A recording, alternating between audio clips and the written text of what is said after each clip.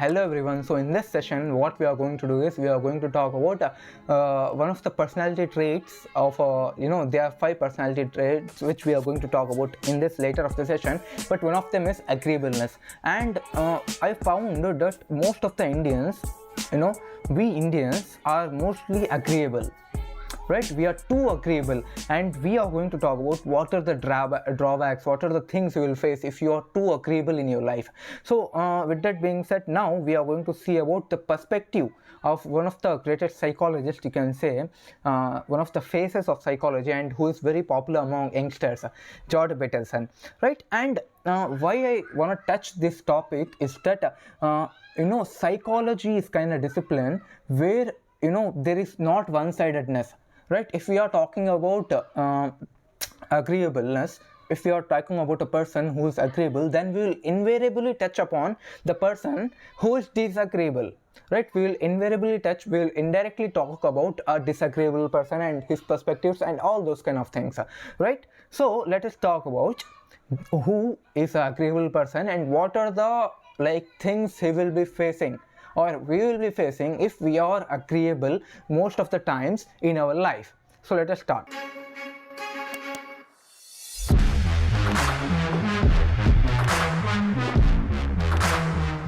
If you ask a disagreeable person what he wants, say, or she wants, they'll tell you right away. They know. It's like, this is what I want and this is how I'm going to get it. But agreeable people, especially if they're really agreeable, are so agreeable that they often don't even know what they want.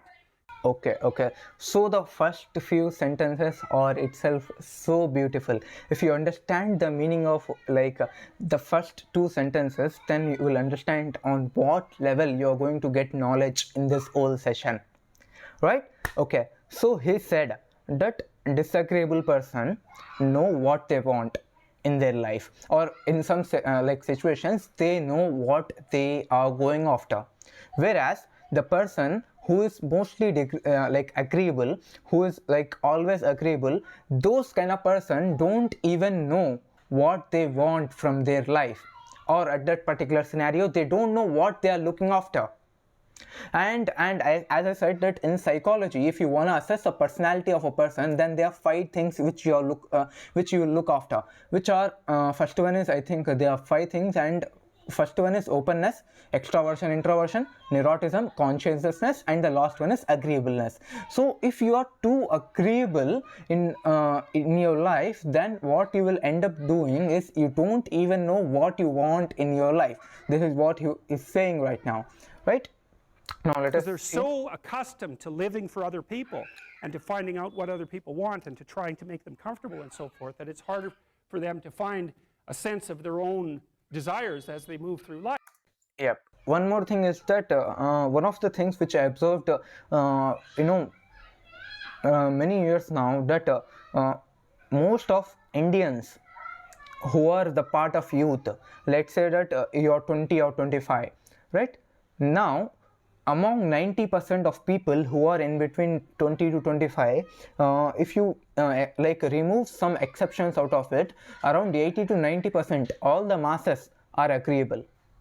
We are encoded with being agreeable in all our lives. If you study in detail the education system which we are living in, if you study the current economics, then we are so pushed towards being agreeable in our life. I can give you a basic example. Let's say that you are writing an exam and you wrote the solution correctly. You know that the solution is correct, and the teacher also know that the solution which you have written in the paper is correct. But the teacher will say that let's say that you have followed a different approach. You have followed a different approach, right? Now the solution is correct, even though the solution of that particular problem is correct, but the approach which you followed for that particular solution is different. Then your teacher will not give you marks. She will, or he will say that you have followed a different approach and we don't give to this particular approach, right? So what they are doing is that they are fixating upon a particular method. They are fixating or forcing you to be agreeable. This is the basic example I can think of right now, right? Whatever there in the textbook, you have to write the exact same in your answer paper. Then and only we can give you marks, or else don't expect marks from your question paper. right? Even though your solution is correct, even though the approach, or like let's say that the answer you have got is correct, and absolutely this is like there is nothing wrong upon it, and the approach is also according to science perspective, it is correct, but it is not mentioned in your textbook, then you won't get marks for it. Similarly, if you go and oppose your teachers, if you go and oppose your head of the department or anything like that, like let's say that they have a set of rules, let's say that your principals or HODs or all the teacher faculties have a set of rules, and if you try to go against upon them, even though your approach is new, but from their perspective it is different, then what they will make sure that you follow their approach. So what they are indirectly doing is they are making you to be agreeable. And you might say that, oh Jaber, what is the problem in being agreeable? Like they are putting it in the same path as they do, as they are following. What's the wrong thing in it? But if you observe life very carefully, and I have seen many things, or I have seen many seniors of mine facing this issue, which is, in our education, we have been so encoded with being agreeable in our life. So let's say that from 5th class, from 6th class to until our graduation level, we have been so fixated upon doing certain things, certain actions in a particular way. This means that we are used to being agreeable, right? And when the moment came, when you are exiting, when you are coming out of the student market, right, and in this moment you are not a student. In this moment, let's say that you are coming out of a student market, now you are not a student anymore, you are facing the reality of life, you are facing the real economics now. So what you will face is, first of all, if you don't have a purpose, then you don't have a direction in your life. Purpose is the fundamental base, fundamental premise of your life, and purpose comes from being existential. And we'll talk about, in another session we'll talk about what is purpose and what is existence. If you are clear with existential level, then you won't have any problem in future. So being clear with our fundamentals is really important as well. But anyways, talking about agreeableness, so when you come out of your student market, when you are no longer a student, what you have to face is finding purpose. And finding purpose makes sure that you choose different path, and you are habituated to choosing a fixed path, being following walking on a fixed path. You are so agreeable such that what you will end up doing is you will end up living a purposeless life, right? This thing, being so agreeable, makes you purposeless in life. Life. And that's not, look, there's situations where that's advantageous, but it's certainly not advantageous if you're going to try to forge yourself a career. Okay, let me break this sentence for you. Right, in life you will get situations, you will get some scenarios, or you can call those things as opportunities, right? You will get some opportunities, and in some scenarios the best thing will be giving that situation to other thing will be better, will be good. But at that particular time it might sound that, oh, giving this opportunity to some other person is not good, it's not good for me. But after that you will realize that this is not just good, this is better. Are you getting me? Right, let's say that you have a thing on your hand and you don't know that whether this thing is right or wrong. So the best thing you can do according to psychology is giving that thing to other person. Giving that thing to others will be as good, or even sometimes it will be better. I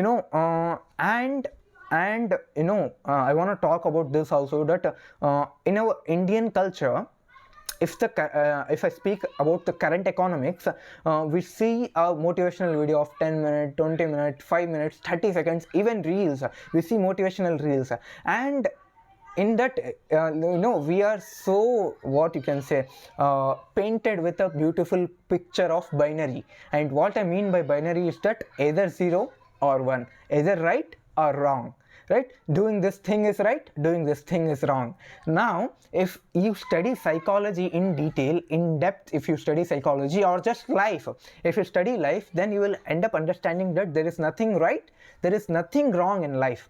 There is nothing like this is doing this thing is right, doing this thing is wrong. Like I can take example of fapping.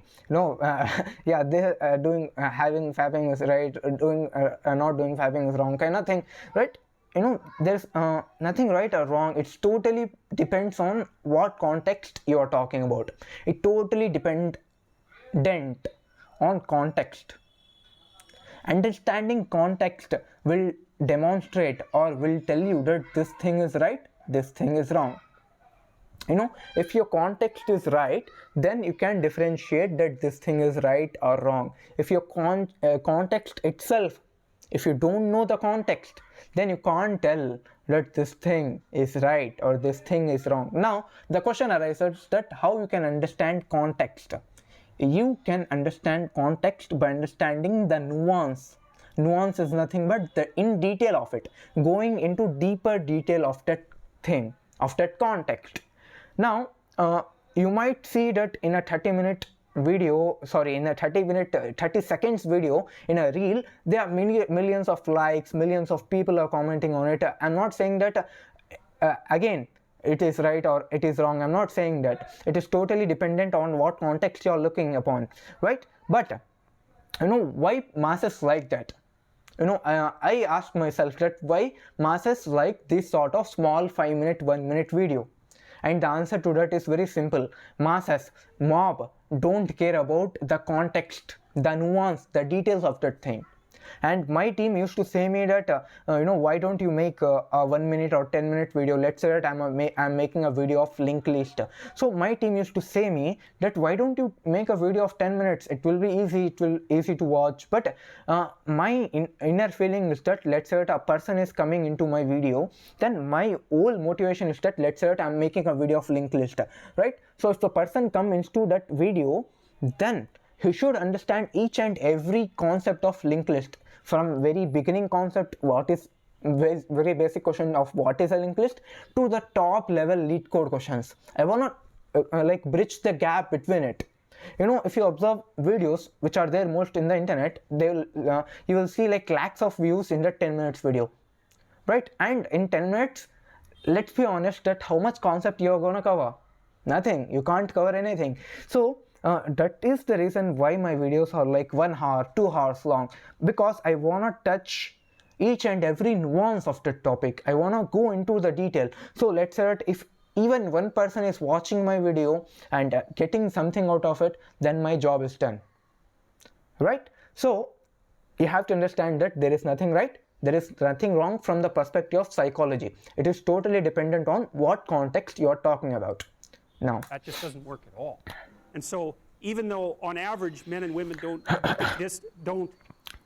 aren't that much different in terms of their levels of agreeableness by the group, if you go out and you look at the extremes, they're very different. So all of the most agreeable people are women, and all of the most... Okay. Now he's talking about a bell curve. Now he's talking about how in the extremes, most of the women are in the extreme scenarios, in the extreme cases. We only in scientific studies, so in scientific studies, we only consider things which are extreme ends, because these extreme will give me 80% of the results. Now let me show you such that you will understand what is the meaning of bell curve is. So I will show you bell curve of men and women. Yep.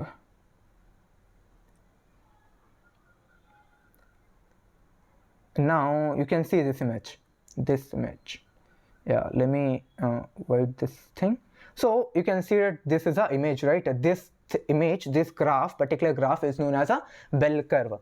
So in this you can see that the red dots are are for women and the blue dot is represented for men. Okay, now you can see that let's say that on an average, most of the people, the average cases which you are observing, most of the dots here, so this are the average cases. And if you see the extreme ends, the dots which you are observing on the curve, ends of the curve, these are known as extreme ends. And most of the men are mostly disagreeable on the extreme cases, and most of the women are agreeable on most of on extreme cases, and we only study in scientific cases, in scientific research, we only most of the times consider extreme scenarios to analyze the overall context of that thing. Now what Jordan Peterson is saying is that most of the men who are on the extremes are disagreeable, and most of the women on the extreme end are agreeable. Disagreeable people are men. And the thing is, the extremes are often what matter rather than what's in the middle. And so one of the so extremes are the ones which matter the most. You know, if you only study, there might be very few extreme values, but they will give you around 80% of your hypothesis. ways that's reflected in society, by the way, is there's way more men in prison.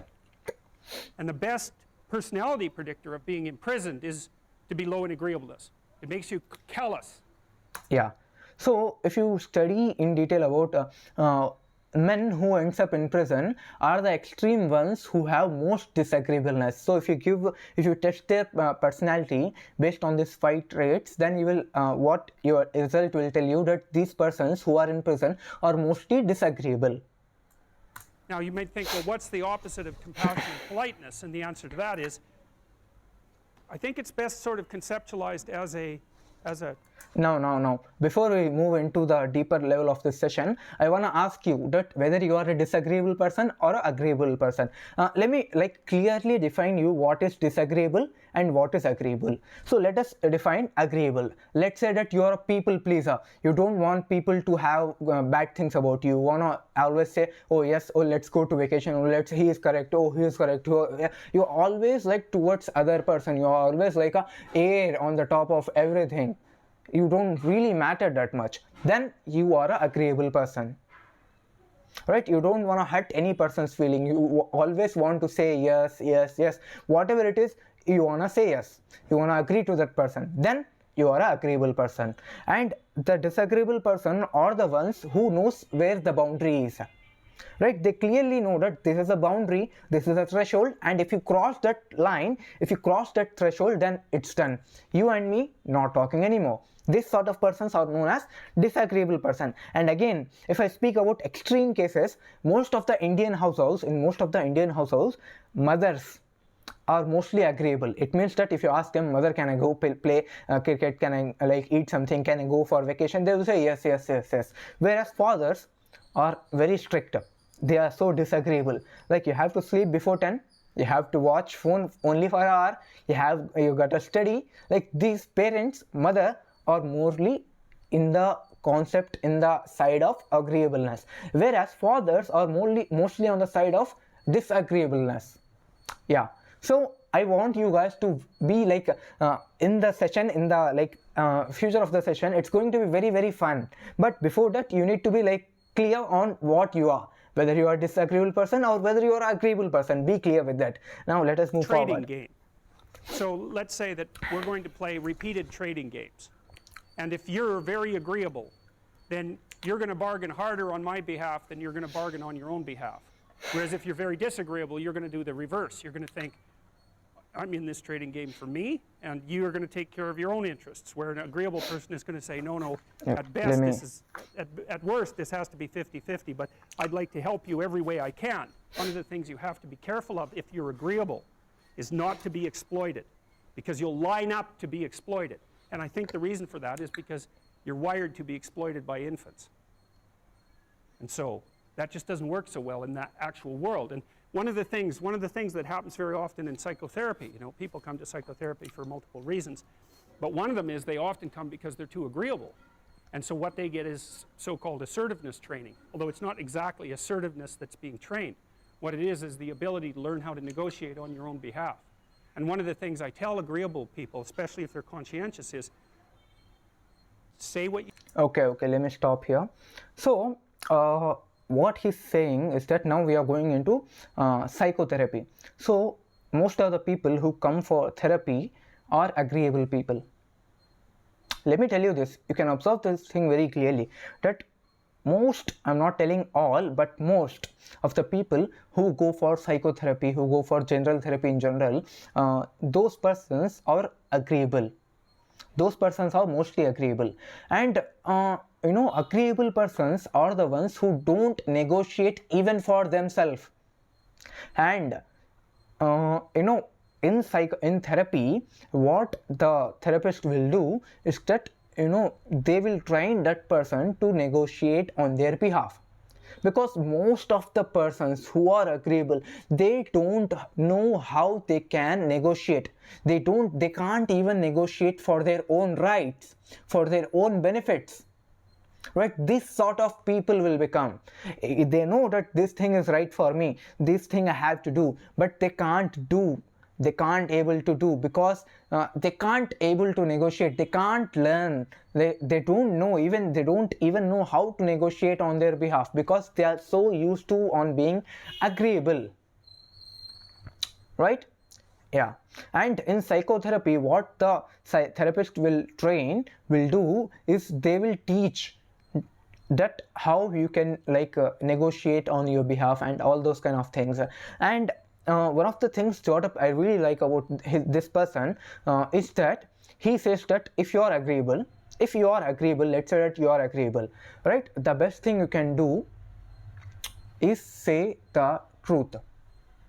Whether the truth is harsh or not, it's secondary, but just say the truth. When you say the truth, what is real from your perspective, then indirectly you are negotiating for yourself,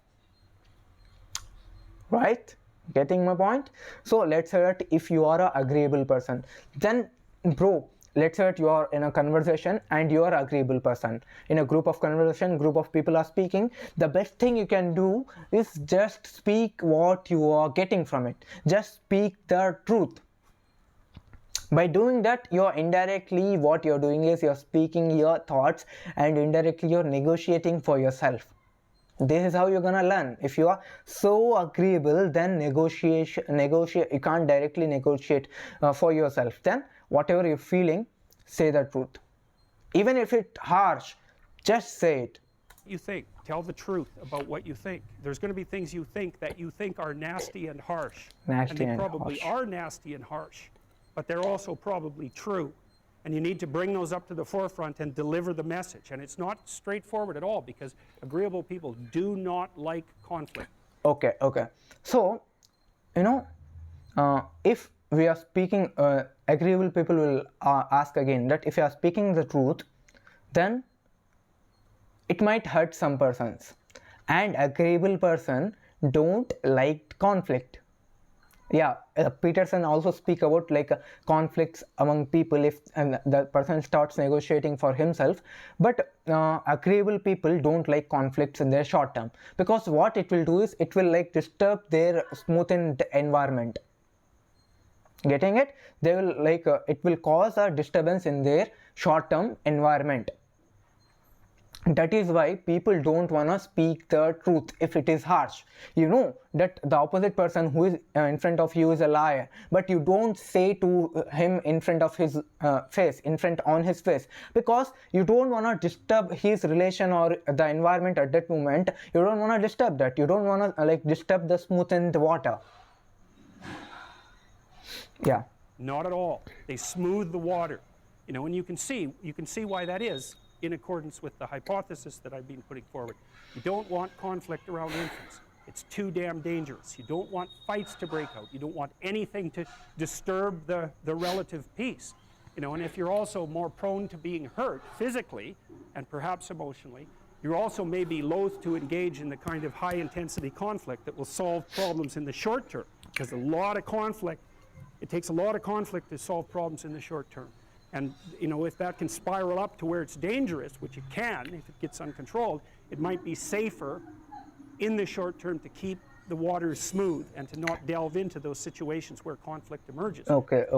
So he's saying that even that telling the truth is harsh. Even the telling the truth will might disturb the smoothened environment in your circumstance. But the best thing, if you are agreeable, you can do is just speak what you are thinking. Just speak the truth from your perspective, and it might create conflict in the short term, But if you don't speak for yourself, if you don't speak the truth from your perspective, then in the long run it's gonna affect you a lot. So even though it's creating disturbance in your relationships, even though the person in front of you is toxic, then just tell him that this is the wrong thing to do and I'm leaving you, or let's take a break from it. Just tell him on his face, and it might create a nuanced, or you can say the smoothened water will get disturbed. But in short run it might disturb, but in long run you will play so much better, you will win in life. But if you keep quiet on these short terms to smoothen the waters, to smoothen the environment, and to avoid any conflicts, any short term conflicts, then in the long run your curve will go down. This is what he's saying. The problem with that is it's not a very good medium to long-term strategy, right? Because lots of times there are things you have to talk about because they're not going to go away. And the advantage to having a well-socialized disagreeable person is that they really don't let Now we are going to discuss about disagreeable persons. much get in their way. So if you can get a kid who's disagreeable socialized, that person can be quite the creature, you know, because they're very forward moving in their nature and very difficult to stop. But if you don't get them successfully domesticated, tamed, roughly speaking, by the time they're 4, their peers reject them. Okay. Now, before we move into developmental psychology, he speaks a little bit about disagreeable person. Now, you know, the agreeableness and disagreeableness comes from environment. It is induced in a person based on the environment they are in. You know, I can give you 2 basic examples. That let's say that there is a tech entrepreneur and he's building something which is like so out of the box, and the world is saying him that this is not possible, you are wasting your time and all those kind of things. But he's saying that this thing is gonna happen and I'm gonna make it happen. Think how much disagreeable you have to be to face the whole world against you, and again working on your product and making it as a successful thing. Whereas I can give you the second example as well, that you know, let's say that there is an employee and he has a boss. So whatever the boss is saying, he has to say yes, otherwise he'll get fired, right? So this person will eventually become agreeable, right? And he can't say no to anything because he's so used to saying yes to his boss. And if I speak about myself, that in this scenario, if the boss is wrong, then I will say in front of him that this is wrong and I can't bear it. That's all. I can't bear shit, man, right? This is the thing about it. So agreeable person will say anything yes, will say anything else, and they will follow roughly blindly anything. And that's why most of the mobs are agreeable. Whereas disagreeable person can fight against the, like, my camera just turned off, I guess. Now everything is good. Yeah, everything is good. So where we were? We were speaking about the difference between agreeable and disagreeable, right? So disagreeable person will fight the whole world irrespective of like what this person was saying, that person was saying. If their belief system is strong, then they will fight the whole world against them. But if a person is agreeable, then he, throughout his life, he will say yes to each and everything. This is what he's saying. Now we are going into the developmental psychology of things. And that's a big problem, because your job as a parent is to make your child socially desirable by the age of 4. Like you want to burn that into your brain, because people don't know that. That's your job. And here's why. It's easy if you think about it carefully. So you imagine you've got a 3-year-old child, so sort of halfway through that initial period of socialization, and you take that child out in public. Okay, what do you want for the child? Who cares about you? What do you want from for the child? You want the child to be able to interact with other children and adults so that the children are welcoming and smile and want to play with him or her, and so the adults are happy to see the child and treat him or her properly. And if your child's a horrible little monster because you're afraid of disciplining them or you don't know how to do that properly, then what they're going to do is they're going to experience nothing but rejection from other children and false smiles from other parents and adults. Okay. Now we are going into deeper into developmental psychology. So in developmental psychology, I think the focus is kind of blurred. Yeah, now it is good. So in developmental psychology, there is a study conducted, and according to research, parents have the responsibility to teach their child how to behave socially until they are 4. So up to 0th year to 4th year, it's their responsibility to teach them how to behave socially, right? And after 4 years, when the child goes and socializes with other children or the people who are elder than him, then if he get rejection from if the children don't know how to socialize properly, how to talk with people, and you haven't taught him anything as a parent, you didn't teach him anything, then what will happen is two things. Either they will get rejection from the society. It means that none of his friend circle, the same age group as him, don't want to talk to him.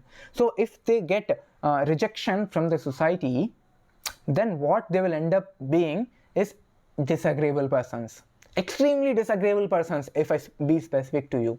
And as I said, that being extreme on any of the spectrum is not good for you at all, right? If you become extremely disagreeable, it's not going to help you in life. And the second thing, if you don't know how to socialize properly as a child, after 4 years, from 0 to 4 years, you are learning how to socialize. After 4 years, you don't know how to socialize. Your parents didn't taught you. Then the second thing you will face is fake smiles or fake behavior of people. And you face fake behavior of people or fake smiles, then what you will end up doing is being extremely agreeable. You will say yes, you will say yeah, let's do it. You don't want any conflict, and you will also become sort of fake person. And so then you're throwing the child out there into a world where every single face that they see is either hostile or lying. Or lying. And that's not something that's going to be particularly conducive to the mental health or the well-being of your child. If your child can learn a couple simple rules of behavior, like don't interrupt adults when they're talking too much, and pay attention, and try not to hit the other kids over the head with the truck any more than is absolutely necessary, then and share and play properly, then when they meet other kids, the kids are going to try out a few little play routines on them, and that's going to go well, and then they're going to go off and socialize each other for the rest of their lives. Because that's what happens, is that from 4 years old onwards, the primary socialization with children takes place among other children. And so Okay. Now, this is a very important point from my perspective, and if I'm gonna becoming a parent, then I would definitely make sure that I would apply this point. So what Peterson is saying basically, that after 4 years, the child will go out and tries to socialize with persons. And as a parent, first of all, it is your responsibility to make sure that your child know the social dynamics, knows how to interact with people properly. And if you don't know, as I said, he will get two things, either rejection or fake smiles. If he gets rejection, then he will become extremely disagreeable. If he gets fake smiles, then he will also become sort of fake person, fake, too agreeable. This is a extreme end of too agreeableness, right? He will get these two things, right? Now, when the child gets socialized, when the child starts to socialize with people, what he will get is influenced by his peers. As a parent, you are a censorship to him. You tries to stop him doing this, that, but how much or how long you can try? The question is how much or how long you can try behind him, don't do this, don't do that, how much you can say to him. At the end, if he wants, he will do it. Now, let's say that your child is performing some sort of action, right? Some sort of things he's performing. Now, you can't stop the child because you are just a parent, you are like a censorship. But the person who are close to him will influence him. And who are close to him? His peers. Parent is a censorship and a peer is an influence. Listen to this carefully. Parent is a censorship and a peer is an influence. That means that person who's beyond me, who's sitting beside me has some influence because he is as same group as me, as same age group as me. So a set of connectability, or like you can say connection, will form because he's my friend. I can believe him, and he will be more open towards his friend rather than his own parent, right? So the persons who are around this child will define their social reality. So if this person is around with a group of drug addicts, then he will end up doing drugs.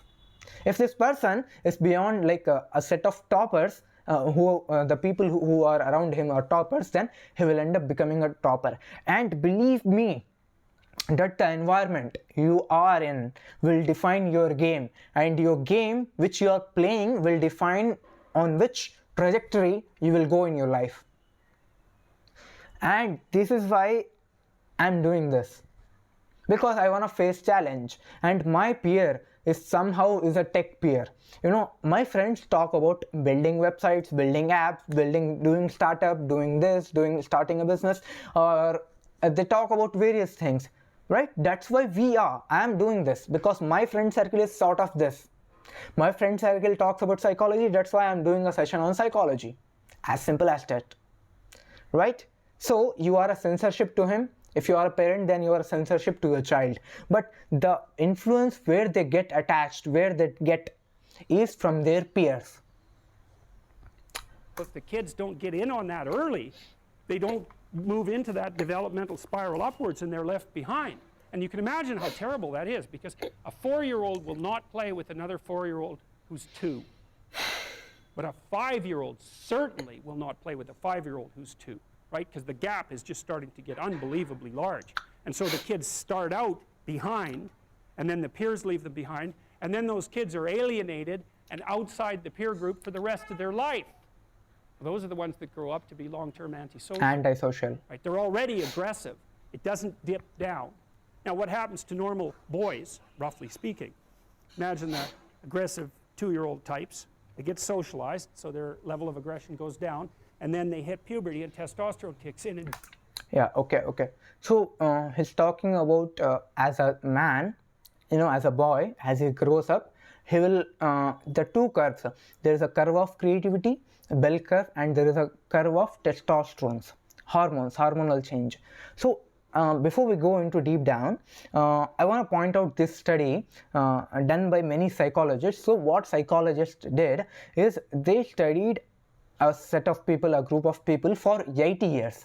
They want to make sure that the errors on their study is next to 0, right? So what they did is studying on a person's for a week or a month is not that much, because in this kind of situation there might be a lot of external errors, and they want to cut those errors out. So what they did is you can see in Harvard psychology website, they did this study for 80 years. So what they did is they gathered a group of people and they studied them for 80 years. And these people are of different backgrounds or of different habits. Some of them are the persons who do cigarettes, who do cigars and smoking, all those kind of things, and some of the persons are the ones who do alcoholic and all those kind of things.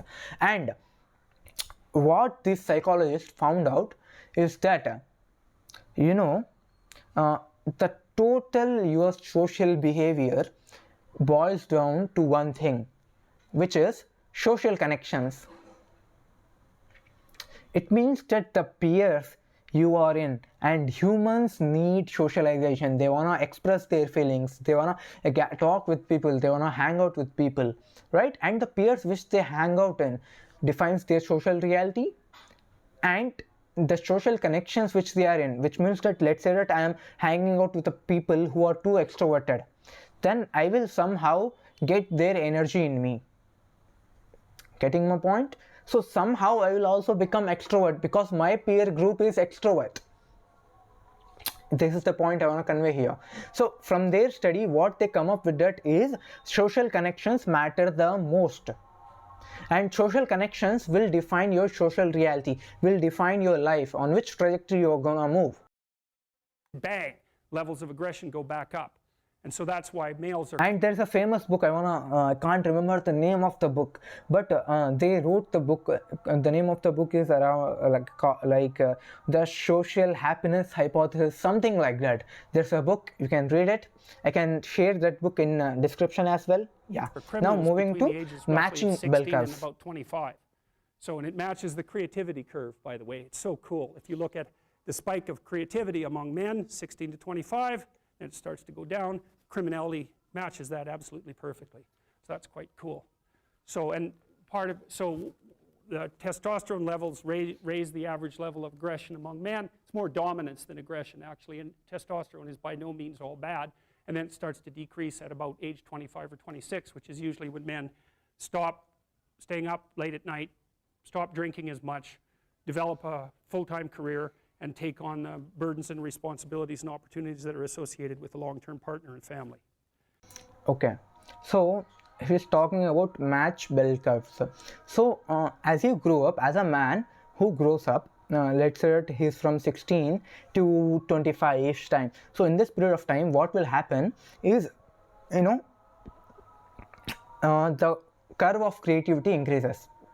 It means that the curve of creativity will be at its peak from 16 to 25. At the same time, your testosterone levels will also increase. So the risk-taking capability will increase first of all. And in this period of time, you know, most of the men who are socialized properly will create tech enterprises, will create tech companies, will do many things, will do valuable things to the society in return, because they are socialized properly. Their parents taught them correctly how to socialize. They do things, they talk about education, they talk about women, they talk about women empowerment, all those kind of things. Properly socialized men. Whereas improperly socialized men, what they will end up doing is gangsters. They will talk about how they are more dominant than men, how they are more dominant than women, how like women are like, they treat women as objects apparently, right? So improper socialized men will become sort of aggressive persons. And there is a, you know, these two things, aggression and mammally, like motherhood, these two are the extreme ends which you don't want to touch upon. You want to lie in between some of these extreme ends. And properly socialized men will create or will build his own ownership in a proper way which helps the society. Whereas an improperly socialized man will end up doing some bad shit. He will become a gangster or some kind of bad thing. Got my point? This is what exactly he's talking about. And so, also that's the development of what I would call predatory aggression, because I also think that the agreeableness distribution. And one more thing, as you grow in your life, as you grow from one step to another, your growing nature, your growth is also solely dependent on your inner circle. And you, as you grow, let's say that you are in a position X and you have set of inner circle people. Now you are in a position of Y.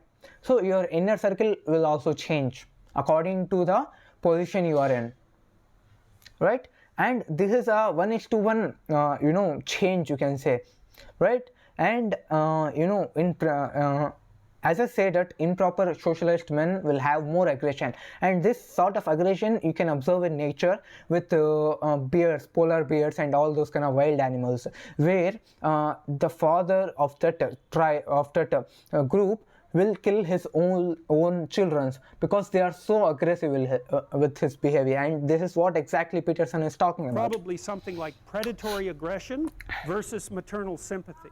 It's something like that. So if you look at other mammals that are predators, because we're predators as well as prey animals. If you look at other animals like bears, the male bear has absolutely nothing to do with the raising of the infants. In fact, the female bears will keep the male the hell away because he's likely to kill the infants and maybe even to eat them. So there's no maternality at all in solitary male mammalian predators.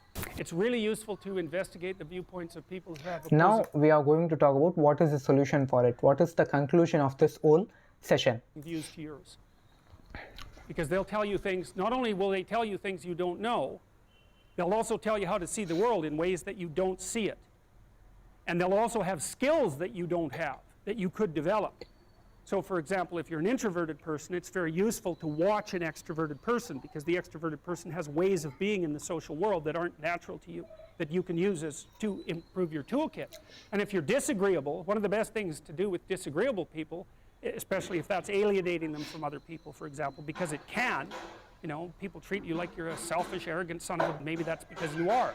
It's like, okay, so what do you do about that? One of the most promising treat. Okay. So now we are going to talk about what is the conclusion of it, and how, if you are an agreeable person, then how you can come out of that loop. You know, let me tell you this thing very clearly. If I speak about biology, from biology perspective, humans are, you know, we are experts in imitation.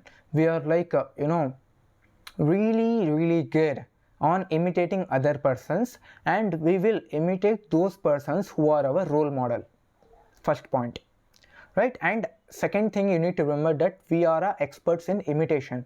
Let's say that your role model is I will give you example also that how role model influence you and what is the actual meaning of role model. So let's say that you have role model or let's say that your role model is Elon Musk. Now you are hanging out with a friend. So let's say that your friend is into languages. He is so into languages. He loves language. He loves studying about let's say that Arabic, the language is Arabic. So you don't know, even though you don't know Arabic, but your friend is so obsessed with it. So what that will create is, even though your role model is a tech person, but you will end up doing a lot research and lot of knowledge you will get to know about Arabic rather than tech. So you will imitate somehow your friend, because you have that influence towards your friend, right? So that what Peterson is saying, that if you are a agreeable person, then the best thing you can do at this moment right now is watch what disagreeable persons are doing, and not directly, not at all in a given instance, not completely, but try to do small things which they are doing. Try to do understand how they say no to things. Let's say that you are an introvert and you can't socialize properly because you are so into your mind, and you are so into, like, used to the behavior of introvertness. Now what the best thing you can do at this moment, at this present instance, is watch people who are extroverts. Watch them, how they interact, how they do, and implement small things, small nuance of that thing. This is the best thing you can do, because as I said, that we are experts on imitation and we get influenced by the person who we watch regularly. Let's say for that is get the person to do something for someone else once a day, just as a practice, and learn how to do it. Just as a Maybe practice, you can wait just to do small things. You know, if you think that it's lying dormant in you, which is probably right. You know, I think we have a very wide range of propensities within us. Some are switched on, genetic propensities. Some are switched on, but I think that if you put yourself in the right situation or walk yourself through the right exercises, you can switch some of these other things on as well. Yeah. So in our mind, there are various neurons paths. If I break it down, that there are various paths in our mind, and until now you haven't like opened the doors of those paths.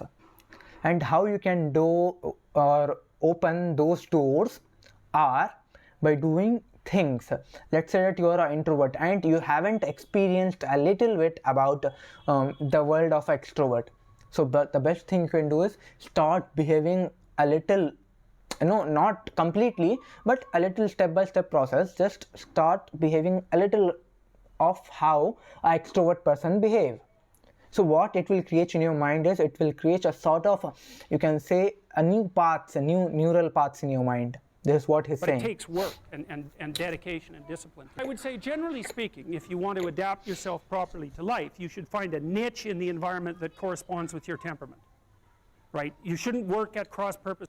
Now he is going into a little bit about relationships, and if you speak about relationships in general, it is so important that let's say that you are an agreeable person, for example, and your other half, your partner, which you are in relationship with, a totally disagreeable person.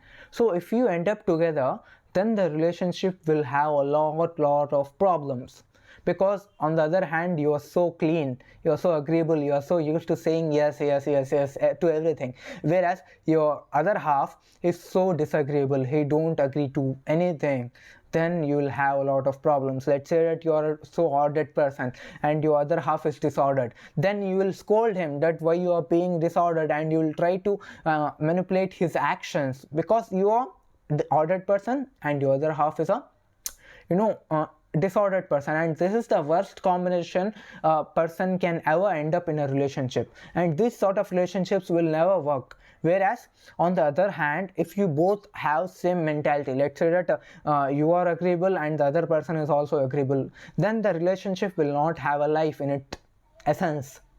So the best thing is you shouldn't have this parallel world, and at the same time you shouldn't have this cross world, intersectional world. You should find relationships, you should find your people in such a way that you fall in this average curve.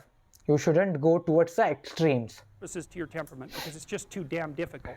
But having done that, then you should work on developing the skills and viewpoints that exist in the space opposite to your. And if you are in a relationship, if you are influenced by people who are from various backgrounds, who are from various psychological behaviors, then you will end up learning many skills. You will end up learning many behavioral things in your head. Got my point? So this is what people in science, so this is what people in science say, that you should always be focused on learning experiences. When you get exposed to various experiences, then you will end up doing much better in your life.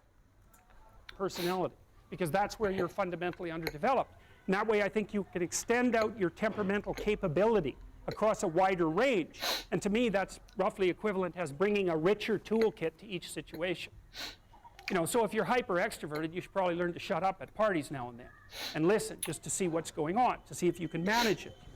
And if you're introverted, well then you should learn how to speak in public and to learn how to go to parties without hiding in the corner and saying nothing to anyone. And if you're agreeable, then you need to learn how to be disagreeable so people can't push you around. And if you're disagreeable, you need to learn how to be agreeable so that you're not an evil son of a bitch.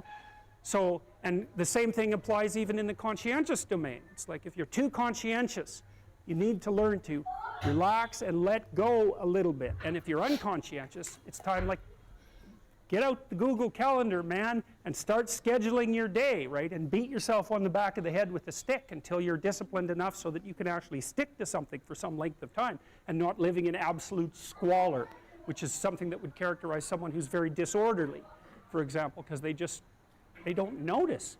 It doesn't bother them, disorder. It's like maybe they can see it, but it doesn't have any emotional valence, and so it doesn't have any motivational significance. So the other thing you might want to think about too, if you're choosing a partner, is try not to choose someone who's too distant from you on the temperamental variables, because you're going to have a hard time bridging the gap. It's hard for an introverted person and an extroverted person to coexist.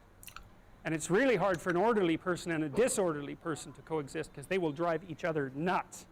Why don't you pick up? Why are you so obsessed by it? That's the basic argument. So it's useful to know about your temperament so that you can negotiate the space with your partner as well. And I don't think you should try to find someone who's exactly the same as you, because then you don't have the benefits of the alternative viewpoint. But you got to watch it, because you may hit irreconcilable differences of various sorts. And I've seen that most particularly among couples who are high and low in openness. That's a rough one. And also high and low in conscientiousness. That's another rough one, because they just cannot see how the other person sees the world. Okay, everybody. Now we have studied about each and everything, and we have gone into 1 hour session, I guess, on deep of how we can come out of the loop of agreeableness.